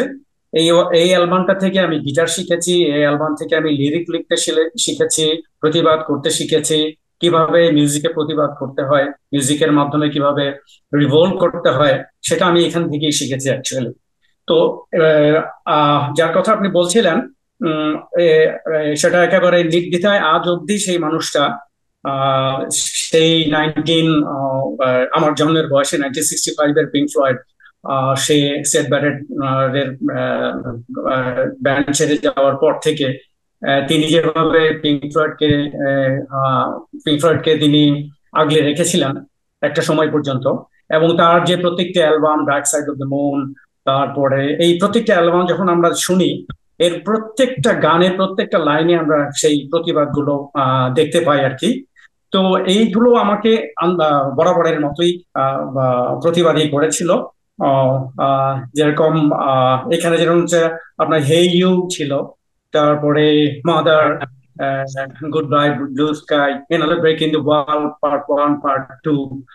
এইখানে একটা রূপক অর্থে যদিও পিঙ্কের জীবনকে চিত্রায়িত করা হয়েছে, আসলে এটা সে বাস্তবিক অর্থে রজবাটা তার নিজের জীবনকে এর মধ্যে এক্সপ্লেইন করেছে। পরবর্তীতে এটা একটা মুভি হিসেবেও আসছিল, আপনারা অনেকে হয়তো দেখেছেন। তো এগুলো দেখার পরে, এগুলো শোনার পরে আমি দারুণভাবে অনুপ্রাণিত এবং উৎসাহিত হই মিউজিকের ক্ষেত্রে। বলতে গেলে এই অ্যালবামটাই আমার মিউজিক ক্যারিয়ারকে একটা টার্নিং পয়েন্ট বলা যায় আমার জন্য। এটা কোথায় কিভাবে আর কিনেছিলেন? এখান এই থেকে আমি, অ্যালবামটা কোথায় পেয়েছিলেন আপনি? মানে এটা কি আপনি কিনেছিলেন না কোথাও থেকে আপনি জোগাড় করছেন? না, এই অ্যালবামটা আমি কিনেছিলাম। এই অ্যালবামটা আমি প্রথম কিনেছিলাম হলেও এলিফ্যান্ট রোডে, তখন এলিফ্যান্ট রোডে না, সরি, এটা হলো গ্রিন রোডে। ওই হুম হুম। সময় আপনার ক্যাটসাই ছিল আর কি, গ্রিন রোডে ক্যাটসাই একটা রেকর্ডিং ইয়া ছিল ওইখানে। এরপরে এলিফ্যান্ট রোডে আপনার ইয়া আসে, ওই যে রেইনবো। রেইনবো। রিদম, রেইনবো, হ্যাঁ। এগুলো আসে। তো প্রথমে গ্রিন রোডে ছিল ক্যাটসাই। হুম হুম। হুম। ওই সময়টাতে আমরা ওই ক্যাটসাই থেকে, হ্যাঁ, ক্যাটসাই থেকে আমার যতদূর মনে পড়ে এইটা রেকর্ড করে নিয়ে আসতে হয়েছিল আমাদেরকে। আচ্ছা আচ্ছা। তো ওই থেকে আমি ওয়াল অ্যালবামটা কালেক্ট করেছিলাম।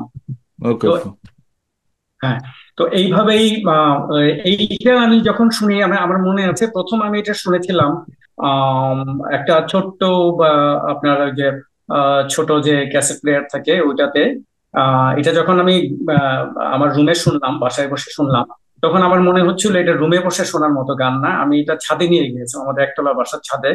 এবং ছাদে ওই ছোট্ট সাউন্ড আমার মনে হচ্ছিল যে পুরো পৃথিবী কাঁপাচ্ছে।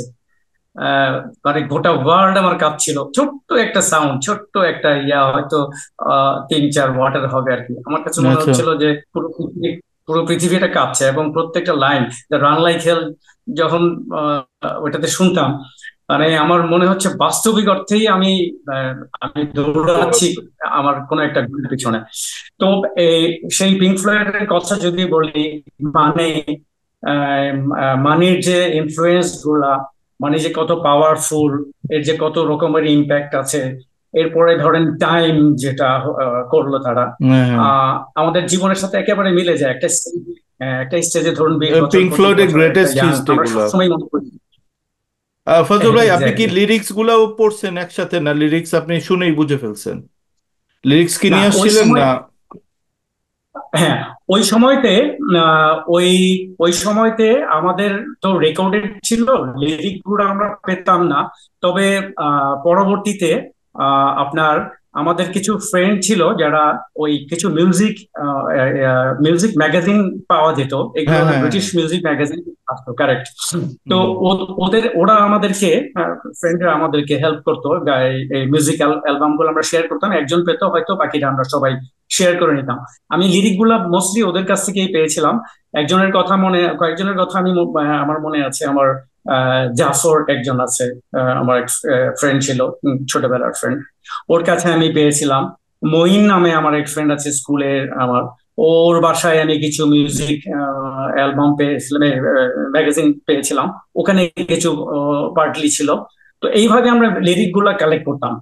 আর ওই সময় যেহেতু আমি মিউজিকটা শুরু করিনি, যখন আমি এসএসসি দিই তখন আমি শুরু করিনি, তখন জাস্ট লিসেনার। তো আহ, গান তোলা বা শোনার ক্ষেত্রে গান তোলা বা করার যে একটা টেন্ডেন্সি, সেটা আমার ছিল না। আমার জাস্ট লিসনার হিসেবে আমি গানগুলো শুনতাম এবং ওইভাবে আমাকে ইনফ্লুয়েন্স করতো। এর পরবর্তীতে যখন গিটারটা নিয়ে বসলাম, এরপরে আমার প্রথম গিটারের হাতে প্রথম গান ছিল যে ওয়াল। এই জি, ওয়ালটা করতে যেয়ে আমি লিরিকের ভিতরে, হ্যাঁ আমি এক্স্যাক্টলি তখন লিরিকের ভিতরে আমি পুরোপুরি নিজেকে মনোনিবেশ করি। আমার মনে হচ্ছিল জি। সেখান ফজল থেকে ভাই, আমি একটা কোয়েশ্চেন যাই এখানে, যে করার। এই পিঙ্ক ফ্লয়েডের গান তো আপনার প্রথম হলো সাইকোডেলিক রক, মানে খুবই হাই কনসেপ্ট জানরা, এক্স্যাক্টলি। মানে ইভেন রক এন্ড রোলের নর্মাল জানরা, বিটলস বা ধরেন যেইগুলাই আছে আপনার, আহ, যে কোনো গানের তো আপনি স্তর বুঝেন, ঠিক আছে? আপনি একটা মেয়েকে নিয়ে প্রেম ভালোবাসা নিয়ে গান করতেছেন, এন্ড আপনার দেন আপনার সাইকোডেলিক রক আছে, তারপর আপনার হ্যাঁ, এই যে হাই কনসেপ্ট, তার উপরে হলো কি আপনার পলিটিক্যাল। তো এই যে আপনি তো তখন অনেক ইয়াং ছিলেন না, অনেক পিঙ্ক ফ্লয়েড মতো একটা ব্যান্ড, মানে যেটা আপনার এত পলিটিক্যাল এবং এত মানে সাইকোডেলিক, মানে আপনার এটা বুঝতে হলে তো আপনার মানেই করতে হবে। সো মানে আমার কোয়েশ্চেন থাকবে, কারণ আমি পিঙ্ক ফ্লয়েডের একজন ভক্ত হিসাবে আমি কোয়েশ্চেনটা করতেছি যে যেমন আমি আমি যখন আপনার বয়সে ছিলাম আমি বুঝি নাই এগুলা, আমার কাছে মনে হচ্ছে যে হয়তো কিছু কিছু গান তো বুঝতাম, কিন্তু যখন আমার বয়স একটু হলো তখন আমি পরিপূর্ণভাবে বুঝতে পারছি যে এই হোয়াট আর দে সেইং। যেমন মানি গানটা আমি শুনছি আহ, বিভিন্ন বয়সে, 20 বছর বয়সে আমার কাছে একরকম লাগছে, আর বয়স যখন 30 হলো একরকম লাগছে, 40-এ এখনকার আমার কাছে আর একরকম লাগতেছে। আপনার কাছে কি একই রকম লাগছে যে আহ, মানে মানে একবারেই কি বুঝে ফেলছেন, নাকি নাকি আপনার কিছুটা সময় লাগছে, বা আপনি এই করতে পারছেন? Definitely not. আমি যখন প্রথম শুনি এই পিঙ্ক ফ্লয়েড ওয়ালটা, যখন আমি প্রথম শুনি, দ্যাট ওয়াজ 1979 80 স্কুল, তখন আমি স্কুল গোয়িং আর কি। হুম। জি, জি। তো ওই সময় আমার ওয়ালের খুব কম আরেকটা কথা যেটা আমি বলে রাখি, হুম। দ্যাট ইজ আমাদের যে গান শোনার যে মিডিয়াটা ছিল, দ্যাট ইজ ক্যাসেট প্লেয়ার, যেটা সেটা খুব নিম্ন মানের ছিল, এখনকার মতো আহ, এত হ্যাঁ, উন্নত অবশ্যই। মানের ডেফিনেটলি। তো সেইখানে কথা বোঝা যাওয়াটা খুব ডিফিকাল্ট ছিল।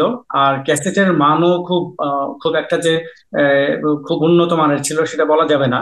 তারা লং প্লে থেকে আমাদেরকে ওই টিডিকে, তখন হ্যাঁ টিডিকে টিডিকে ম্যাক্সেল ক্যাসেট এই গুলো, জাতীয়, হ্যাঁ, টিডিকে ক্যাসেট, আচ্ছা, হ্যাঁ, ঠিক হ্যাঁ, হ্যাঁ, আছে। হ্যাঁ, আপনারা রাইট এগুলোতে হ্যাঁ, অনেক হ্যাঁ, দৌড়াদৌড়ি করছেন। ঠিক। তো তখন আমাদের হতো কি ওই বয়সটাতে, মানে লিরিক বুঝতে হবে, এই ধরনের একটা টেন্ডেন্সি, যেটা টেন্ডেন্সি গ্রো করার কথা ওই সময় আমাদের এটা তখনও হয় নাই। তখন মূলত মিউজিকটা এবং তার যে কম্পোজিশনটা, এটাই আমরা বুঝতে আমাদের আসলে এই পিঙ্ক ফ্লয়েডের দ্য ওয়ালটা যদি আমি ধরি, এটা আমার পুরোপুরি বুঝতে আমার মনে হয় না আমি এখনো এটা ক্লিয়ারলি বুঝতে পেরেছি, বিভিন্ন বিভিন্ন thank you for that. Exactly, একদম সুন্দর একটা কথা এক্স্যাক্টলি। বলছেন, এক্স্যাক্টলি এক্স্যাক্টলি, আচ্ছা দ্যাটস সেম ফিলিং, হ্যাঁ বলেন। সাকিব এই ভাই, জি জি গানটা জি। কিন্তু পেঁয়াজের মতো, মানে আপনি যত শুনবেন এটারে আস্তে আস্তে খোসা খুলতেই থাকবে, ভিতর হ্যাঁ পর্যন্ত পৌঁছানো সম্ভব। টাইমলেস, একদম ক্লিয়ার একদম হতে টাইমলেস হ্যাঁ হ্যাঁ, মিউজিক। এক্স্যাক্টলি জি জি আচ্ছা জি। ফজল ভাই, এক্স্যাক্টলি।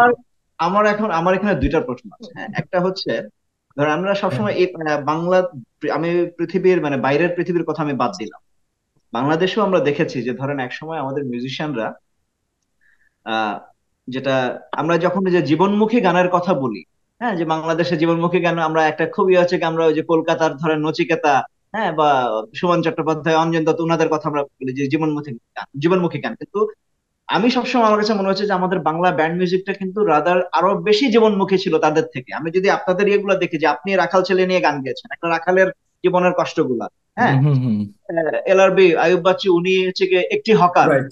হ্যাঁ, ওনার হুম গান ছিল হুম। যে একটা হকারের যে তার একটা মাধবী, রাইট। মাধবী, হ্যাঁ, প্রস্টিটিউট মাধুরী। নিয়ে। হুম তারপরে হুম। সে জেমসের যদি বলি, রিক্সাওয়ালাকে নিয়ে তার গান আছে, স্টেশন রোডে রাস্তার পতিতাদেরকে নিয়ে তার গান আছে, হুম। লেইস ফিতা যারা বিক্রি করছে তাদেরকে নিয়ে তার গান আছে, কলেজের করিডোরে সলস। লাঠিয়াল সব। হুম হুম। তারপরে পলিটিক্যাল ইয়েগুলো, যদি পলিটিক্যালি কনসিয়াস গানের কথা যদি চিন্তা করি, আপনি লিখেছেন রাজাকারের তালিকা চাই। আমরা ওয়ারফেজ। ফিডব্যাকে আমরা পেয়েছি যে গণতন্ত্র, হ্যাঁ। তাদের গান ছিল। তো এই যে সবসময় যে তারা একটা, সবসময় they were in touch with the common people, মানুষের মানে লাইফে কি হচ্ছে বা কি মানে রাস্তা রাস্তা কি বলছে, হ্যাঁ। বাংলাদেশের রাস্তাগুলো থেকে কি কথাটা, মানে রাস্তা কোন কথাটা তাদেরকে বলছে সেটা সারা দেশের মানুষকে জানানো, এই যে জিনিসটা ছিল একটা সময়।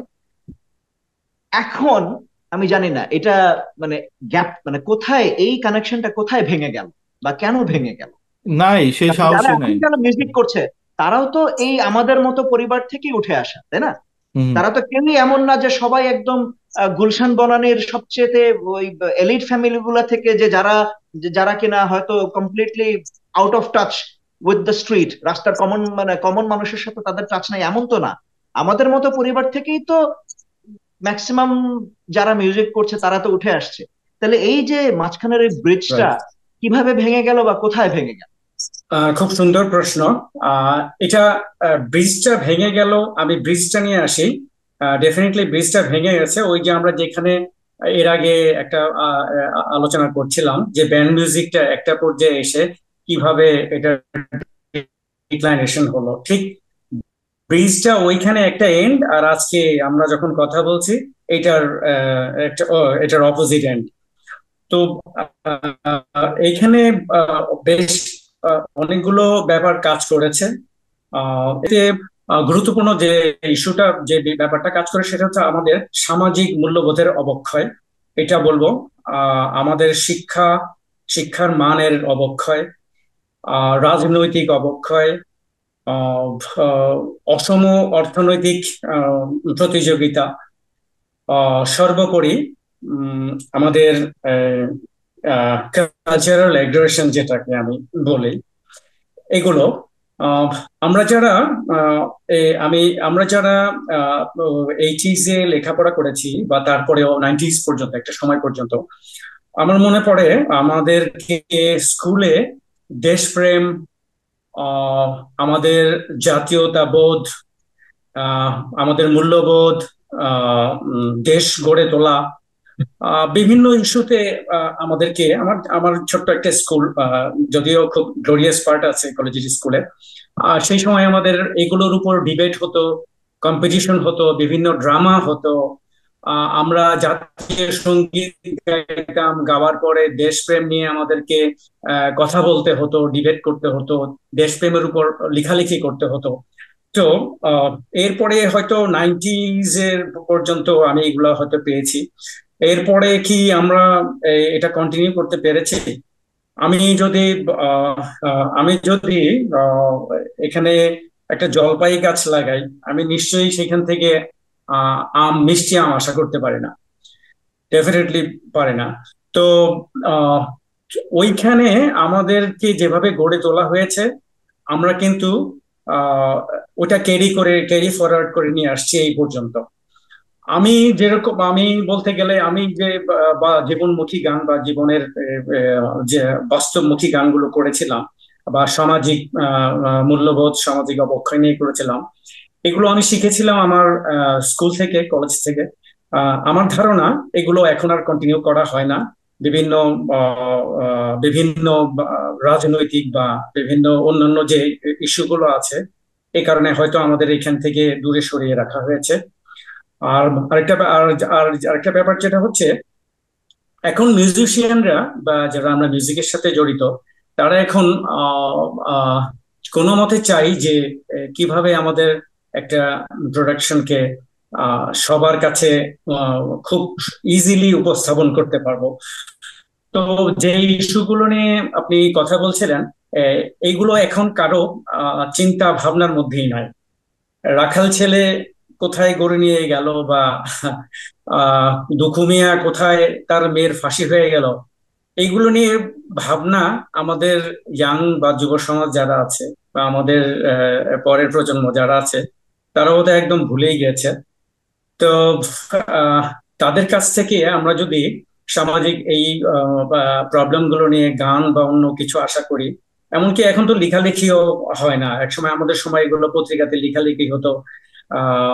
জলবায়ু, তারপরে এই যে অর্থনৈতিক অবক্ষয়, অর্থনৈতিক বৈষম্য, তো এইগুলো আমরা পেয়েছি, আমরা শিখেছি বলেই আমরা এগুলো রিপ্রোডিউস করতে পেরেছি আমাদের কাজে, আমাদের মিউজিকে। তো এগুলো এখন আর পাওয়া যাচ্ছে না, বিকজ আমরা এখন একটা অস্থির সময় পার করছি গত বেশ কয়েক বছর যাবত। এখানে আমাদের দেশকে ভালোবাসা, দেশের জন্য, দেশের মানুষের জন্য ভালোবাসা, এগুলো আমাদের ভিতর থেকে সরিয়ে ফেলা হচ্ছে অত্যন্ত প্ল্যান ওয়েতে, যেটা আমি বলবো এক সময় হয়তো এগুলো এইভাবে চলতে থাকলে হয়তো আর খুঁজেই পাওয়া যাবে না। দেশপ্রেম বলে জি যে একটা কথা আছে, ফাজল ভাই, দেশকে জাস্ট ভালোবাসা, একটা দেশের একটা ছোট্ট দেশের কোয়েশ্চেন করি মানুষকে। এই জায়গায় হুম। আপনাকে।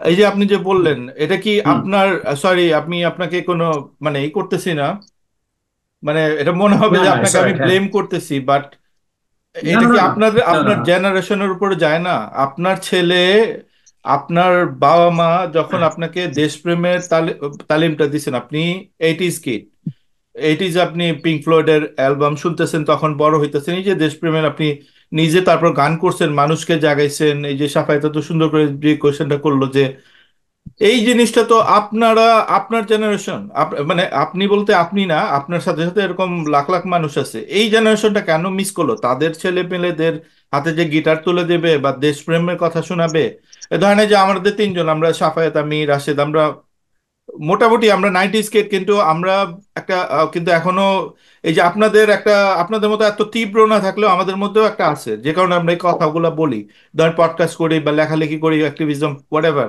একটা একটা একটা সেন্স আছে। কিন্তু আপনাদের জেনারেশনটা কিভাবে এই বলটা মিস করে গেলেন যে এই আপনাদের ছেলেপেলেরা এখন আপনার কোনো ধরনের, এই ধরনের কোনো তারা ই করতে পারে না, মানে তাদের তাদের এটা কি আপনার মনে হয় যে মিস হয়েছে? আপনার আপনার প্রসঙ্গটা প্রাসঙ্গিক। এটা অনেকটাই আমাদের উপরে বর্তায় আসলে।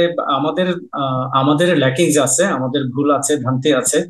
আমরাই হয়তো, আমরা এর জন্য পার্শিয়ালি দায়ী, তবে পুরোপুরি এর দায়িত্ব আমাদের উপর বর্তায় না। বিকজ আমরা যে সময়টাতে বড় হয়েছি, আমরা যেখান থেকে এই মূল্যবোধ গুলো অর্জন করেছি, শিখেছি, এটা ডেফিনেটলি একটা রাষ্ট্রীয় ব্যবস্থা ছিল, একটা এডুকেশন সিস্টেমটা ঠিক ওইভাবে ডিজাইন করা ছিল, যেটা আমাদেরকে, আমাদের ভিতরে দেশপ্রেমটা গ্রথিত করবে। সে ফর এক্সাম্পল, আমরা যখন স্কুলে বা কলেজে পড়েছি, আমাদের সামনে একটা ভিশন ছিল, আমাদের সামনে স্বপ্ন ছিল। আমরা যে স্বপ্নগুলোকে আমাদের আমাদের চিন্তা চেতনায়, আমাদের মানসিক মানসিক কি বলে এটাকে, আমাদের চিন্তা চেতনার মধ্যে আমরা, হ্যাঁ, আমরা ধারণ করতাম যে আমরা এটা এটা অ্যাচিভ করব। যেমন ধরুন, আমাদের সামনে তখন ছিল বঙ্গবন্ধু শেখ মুজিবুর রহমান, আমাদের সামনে তখন ছিল প্রেসিডেন্ট জিয়াউর রহমানের মতো এমন একজন বীর মুক্তিযোদ্ধা। তাদের যে লাইফ পার্ট ছিল, এগুলো আমরা অ্যাভেলেবল পেতাম, সব জায়গাতে এগুলো ডিসকাস হতো, সবাই এগুলো আলোচনা করতো, ওনাদের গ্লোরিয়াস হিস্ট্রি গুলো আমাদেরকে বলা হতো, আমরা পড়তাম পেপারে পত্রিকাতে। স্কুলে আমরা পাঠ্য বইতে পেতাম, মাওলানা ভাসানীর কথা আমরা পাঠ্য বইতে পড়তাম, শেরে বাংলা এ কে ফজলুল হকের কথা পড়তাম, তাদের জীবনী পড়তাম, তাদের তাদের লাইফটাকে আমরা অ্যাচিভ করার জন্য আমরা ড্রিম করতাম। আজকে কি এগুলো আছে? আজকে কি আমরা আমরা আজকে কি আমরা পাই আমাদের সামনে কাউকে আইডিয়াল হিসেবে, যে আমি আমি তাকে অ্যাচিভ করব? আমি আমার আমি আমার আমার বাচ্চারা এই ধরনের কাউকে ড্রিম করে? মোটেও না। আহ এখন আমরা এগুলো কোথায় হারিয়ে ফেলেছি? আমাদের সিস্টেমটাই এগুলো আমাদের পরবর্তী প্রজন্ম থেকে এগুলোকে সরিয়ে ফেলেছে। এখন এমন একটা এমন একটা অবস্থা তৈরি করা আছে এখন, যে আহ, শুধুমাত্র একটা অর্থনৈতিক অর্থনৈতিক অসম প্রতিযোগিতা, অর্থনৈতিক আর্থিক মনোবৃত্তি নিয়ে এখন শিক্ষা দেওয়া হয়। এরপরে শিক্ষার ব্যবস্থার যে অবক্ষয় হয়েছে আমাদের, যে যে পর্যায়ে চলে গেছে, এগুলো কিন্তু প্ল্যান্ড ওয়েতে করা হয়েছে আমি মনে করি। আমাদের এখন যাদের কথা আপনি বললেন, আপনাদের ছেলেমেয়ে, আমাদের ছেলেমেয়ে, আমাদের যে মেধাবী ছেলেমেয়ে, এরা কেউ এখন আর এই দেশে থাকার জন্য লেখাপড়া করে না। ঠিক। আমি এটা আমি এটা একেবারে আমি বিলিভ করি। আমাদের এখন যে ট্যালেন্টেড ছেলেপেলে যারা আছে, প্রত্যেকের যারা মোটামুটি লেখাপড়াটা করে হলো শিক্ষার জন্য, তারা কেউ এখন আর দেশে থাকতে চায় না। কারণ এই দেশ তাদেরকে তাদেরকে তাদের যোগ্যতা বা কোনো মূল্যায়নই এখানে আর হবে না, তারা এটা ধরে নিয়েছে। আমিও আমার বাচ্চাদের বাইরে পাঠিয়ে দিয়েছি। কেন এটা হলো? কারণ আমাদের শিক্ষা ব্যবস্থাটার এই লাস্ট কয়েক বছর, কয়েক দশকে এতটা ডেটোরিয়েট করেছে। আমি যা এতক্ষণ যে আমরা আলাপ করলাম, এর বিন্দু মাত্র শিক্ষাগত এবং মেধা মনন মেধা এবং মননশীলতায় এর কোনো এই শিক্ষা ব্যবস্থা কোনো ইনফ্লুয়েন্সই করতে পারছে না, যেটা আমি মনে করি। তো আমার মনে হয় এগুলো থেকেই আমরা আমাদের প্রজন্মকে দূরে সরিয়ে নিচ্ছি, যেখান থেকে আমরা আমরা আমাদের এই প্রজন্মের কাছ থেকে প্রোডাক্টিভ কোনো কিছু বা দেশপ্রেমিক একটা প্রজন্ম আশা করতে পারি না কোনো অবস্থাতেই। হয়তো আমরা আর ফিরে পাবো কিনা আমি জানি না। আর একটা যেটা বললাম আমি ছোট করে আমি একটু বলি, সেটা হচ্ছে এগুলো করার পিছনে অনেক বড় কিছু ইন্টেনশন কাজ করছে, যেটা হয়তো আমাদের দেশীয় বা বিদেশি যাই হোক, এটা হয়তো অনেকেই আপনারা বুঝেন। 100%। আমাদের রাইট, আমাদের এই জেনারেশনের পর জেনারেশন যাতে এইভাবে নষ্ট হয়ে যায়, স্পয়েল হয়ে যায়, তারা যাতে প্রোডাক্টিভ কোনো কাজেই না আসে, দেশের কোনো কাজেই না আসে, এরা বাইরে যাবে, বাইরে যে পৃথিবীর অন্যান্য দেশে, পশ্চিমা দেশে এরা কিছু জব করবে, এইদিক ওইদিকে জব করবে। তারপরেও তারা যে হোয়াইট কলার জব গুলো, এগুলোও তারা অ্যাচিভ করতে তাদের ঘাম ঝরাবে। এগুলোও তারা যারা এই কাজগুলো করছে তারাই তাদের দখলেই সবকিছু। আমাদের ছেলেপেলে এখান থেকে চলে যাচ্ছে, এখানেও যে জব বা তাদের যে তারা যেটা অ্যাচিভ করতে সেটাও তারা ভোগ করবে। তো এই অবস্থায় আর কি আমরা যাচ্ছি। যাই হোক, আমি ওইদিকে আর না যাই। তো যে মিউজিকেই থাকি, মিউজিক যেটা বলছিলাম। তো এইরকম একটা অস্থির পরিস্থিতিতে আমরা কখনোই আমাদের পরবর্তী যে প্রজন্ম আছে তাদের কাছ থেকে জীবনমুখী, তারপরে সমাজমুখী, দেশমুখী যে কাজগুলো, গানের মধ্যে যে কাজগুলো, এটা হয়তো আমরা আশা করাটা খুব বেশি হয়ে যাবে আমার ধারণা আর কি। রাশেদ, রাশেদ ভাইয়া, আমরা একটু হালকা কিছু আলোচনা করি। আপনি কতটুকু বুঝেন আমি জানি না। আমাদের জেনারেশনের কাছে, আমাদের 80s and 90s কিডের কাছে you guys are heroes. So আমাদের কিন্তু অনেক কিছু জানার আছে আপনাদের ব্যাপারে। মানে সিলি মনে হলেও, যে আপনি পিঙ্ক ফ্লয়েড ছাড়া আর কোন ধরনের মিউজিক নিজে শুনতে পছন্দ করেন? আমি আসলে ওই সময় আমি গান শুনতাম হলো ওই পার্টটাতেই, আর্লি স্টেজে আমার মিউজিক যে সময়টাতে স্টার্ট করেছি, তখন পিঙ্ক ফ্লয়েডের বাইরে আমি ডায়ার স্ট্রেটস শুনতাম, আয়রন মেইডেন ও শুনতাম, বব ও মার্লি, রাইট, বব মার্লি শুনতাম, ডেফিনেটলি বব মার্লি শুনতাম। আহ এরপরে আহ, ওই সময়কার কিছু ব্যান্ড ছিল যেগুলো আমি আসলে শোনা হতো। এখন আর সময়ের অভাবেই হোক, ব্যস্ততার কারণেই হোক, এখন তো নিজেদের গানই নিজেরা শুনি না, এরকম একটা অবস্থা চলে আসছে। আর যে যে অস্থিরতা, এতে তো প্রিয় গান বাংলা শোনা ব্যান্ড বন্ধ করার। ফিডব্যাকের কথা শুনলাম, আর কার কার সমসাময়িক আপনার সময়ের গান পছন্দ হতো আপনার? ফিডব্যাক ডেফিনেটলি মাকসুদ ভাইয়ের কথা, বাবু ভাই, ওনারা বেশ ভালো মিউজিক আমাদের দিয়েছেন আমাদের সময়টাতে, আমরা ওনাদের কাছ থেকেই শিখে এসেছি। এরপরে আইয়ুব বাচ্চুর কথা তো অবশ্যই বলতে হবে। আইয়ুব বাচ্চু আমাদের ব্যান্ড মিউজিকের জন্য আহ, একটা গৌরবোজ্জ্বল অধ্যায় রেখে গেছে।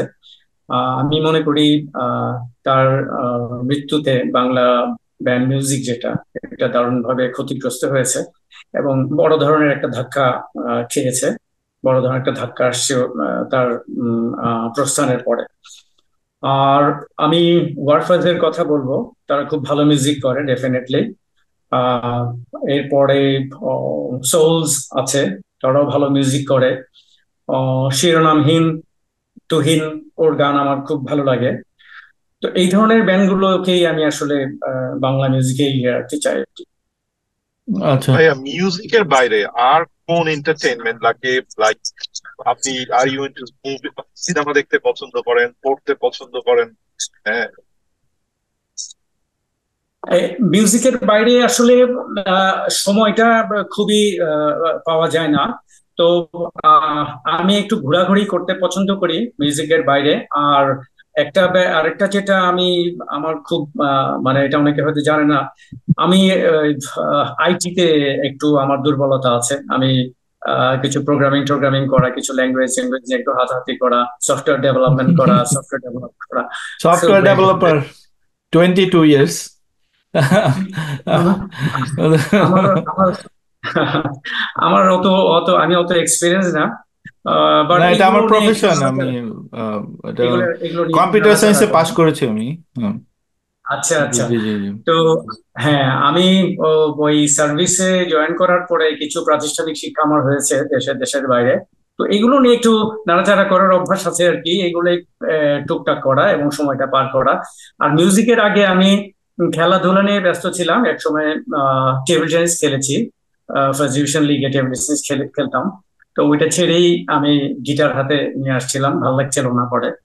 আহ এইভাবেই আর কি আমার সময় কাটতো। আর এখন আমার সময় কাটে হলো কাজের মাধ্যমে। কিছু যতদিন আমি সরকারি কাজে ছিলাম, সবসময় আমি সরকারি কাজেই মনোনিবেশ করেছি, সেটাও দেশের জন্য যতটুকু পেরেছি।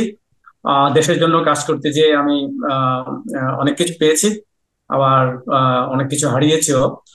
তারপরে আমি দেশের জন্য আহ আহ, আমার জীবনকে আমি প্রয়োজনে উৎসর্গ করার জন্য এখনো প্রস্তুত আছি। তো এইভাবেই আমার সময় কাটে। এখন আমার পরিবার নিয়ে সময় কাটে, আমার ফ্যামিলি, আমার বাচ্চারা দেশের বাইরে চলে গেছে। আমি আর আমার মিসেস, আমার জীবনের পার্টনার, মিউজিক পার্টনার, আহ জীবন সঙ্গী, সেই আমাকে মিউজিকে উৎসাহিত করেছে। এবং এইভাবেই আমার সময় কাটে আর কি, এইভাবেই পার করছি ঘুরে ঘুরি করে। আচ্ছা আচ্ছা। তো উম, খুব ভালো লাগলো ফজল ভাই, আমরা অনেক কিছু জানলাম এবং আম, আসলে এই যেই টপিক গুলো, এগুলো আমাদের very close to our heart. So মানে আসলে আমাদের সময় যেহেতু এই আলাপগুলা ঘন্টার পর ঘন্টা, যেমন আমার মনে হয় পিঙ্ক ফ্লয়েড নিয়ে আমরা তিনজন আপনার সাথে ঘন্টা দুয়েক আলাপ করতে পারবো। তো আমাদের টাইম তো লিমিটেড। তো রাইট। নেক্সটে আমরা আরো কিছু ভালো টপিক সিলেক্ট করব, আরো একই রকমের। আশা করি আমাদের প্রোগ্রামটা আপনার ভালো লাগছে। আপনি মানে আমরা যে কোয়েশ্চেনগুলো করছি বা যেগুলি আমরা আলোচনা করছি ভালো লাগছে আপনার কাছে।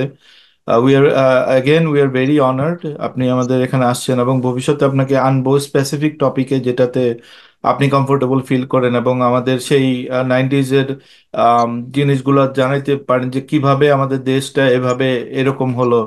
উই উইল ডিগ ডাউন, কারণ আপনারা আমাদের নলেজের সোর্স।